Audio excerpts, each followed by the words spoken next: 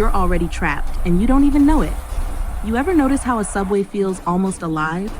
Not in a mystical way, but in the way sound bounces around, how the air shifts suddenly when a train passes, how crowds move like a single organism.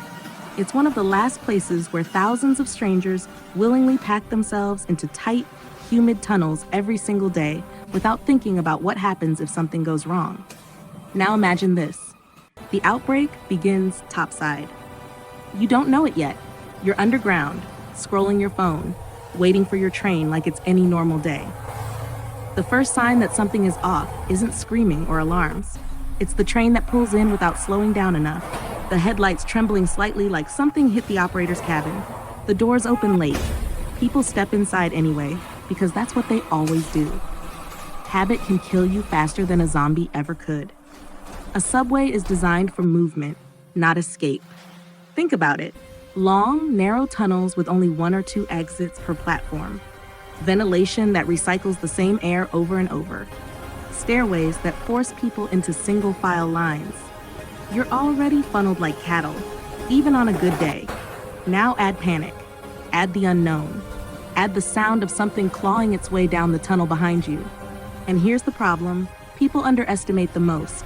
You have no information down here. You don't see the city changing. You don't see the streets emptying. You don't see the infection spreading.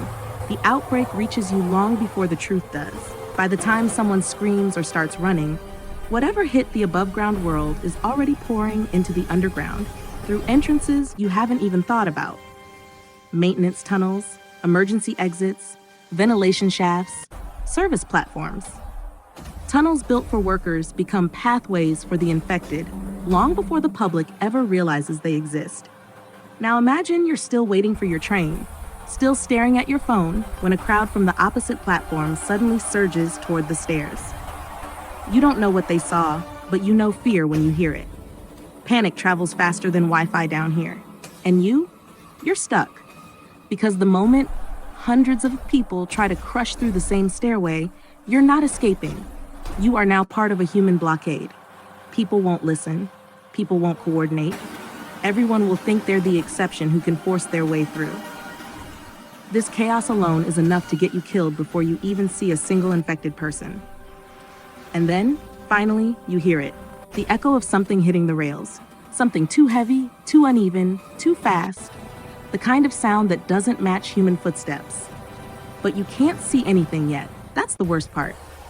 The curvature of the tunnel hides the threat until it's already in your face. Down here, sight lines are limited.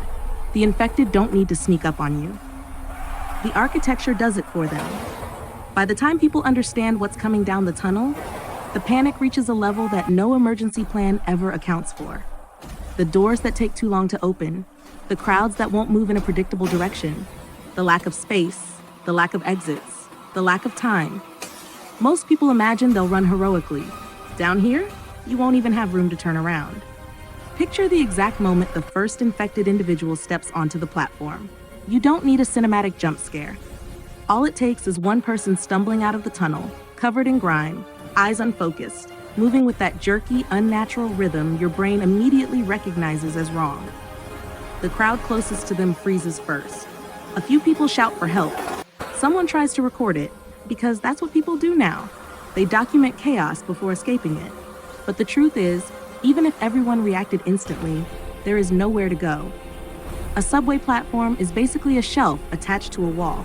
On one side, the rails and the electrified third rail. On the other, a solid barrier and a staircase too narrow for the number of people now fighting to squeeze through it. Even a small crowd turns into a bottleneck in seconds.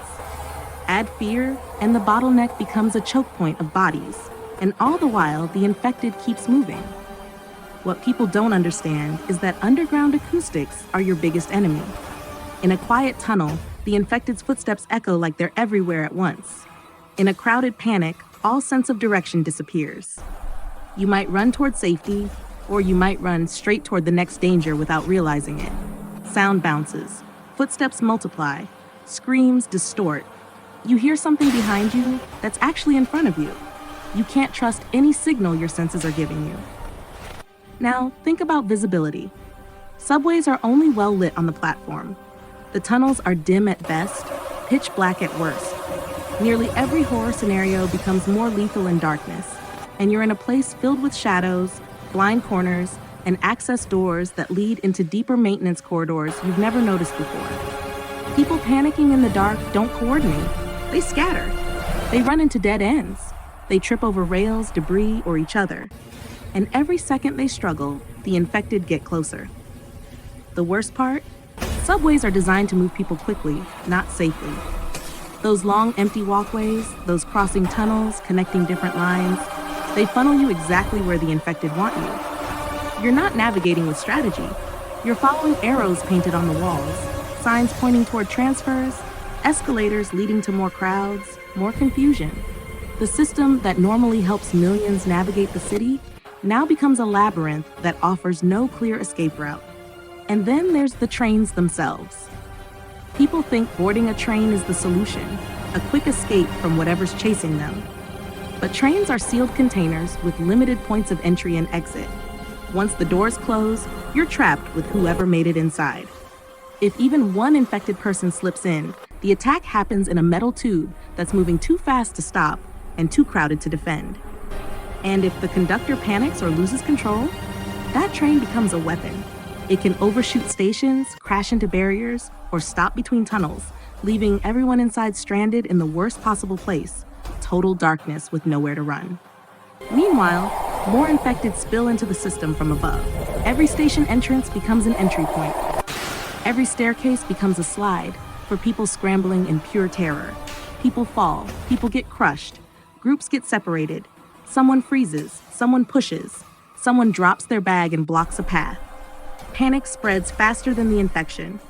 And while all of that is happening, you're breathing the same recycled air that's now carrying whatever pathogen transformed people topside. Closed spaces mean faster spread. The moment the outbreak reaches underground, infection rates don't just increase, they explode. The subway becomes a perfect combination of every survival scenario you're supposed to avoid. Darkness, limited exits, unpredictable crowds, narrow passages, and predators who don't need intelligence to kill you. Just momentum. Down here, you're not fighting zombies. You're fighting the entire structure of the underground system itself, and it's winning. At this point, survival isn't about fighting the infected. It's about understanding the environment you're stuck in and realizing it was never built to let you win. Once the outbreak fully hits the underground, the subway transforms into a layered death trap. The upper levels start filling with people trying to force their way down to escape whatever horror is happening on the streets. Meanwhile, those already below are trying to escape upward. Two floods of terrified humans smashing into each other from opposite directions means no one is moving anywhere. Stairs jam. Escalators break under the weight of bodies. Entry gates snap as people force them open. Everything becomes a barrier, and every barrier becomes a place where the infected can corner you. Even if you somehow push past that chaos, there's another problem. The layout above the platforms isn't designed for clear navigation. Ticket booths, vending machines, pillars, narrow turnstile lanes, all these become obstacles in a panic. You can't see more than a few feet in front of you because the station architecture blocks your view. You can hear screaming, but you can't tell where it's coming from. You can hear running, but you don't know if it's people fleeing or the infected chasing. Fear becomes disorienting. You start making desperate decisions, and desperate decisions underground get people killed. Let's say you manage to reach the surface level exit. That doesn't mean you're safe. Those exits were never meant to evacuate massive crowds instantly. They were meant for steady, controlled flows of people.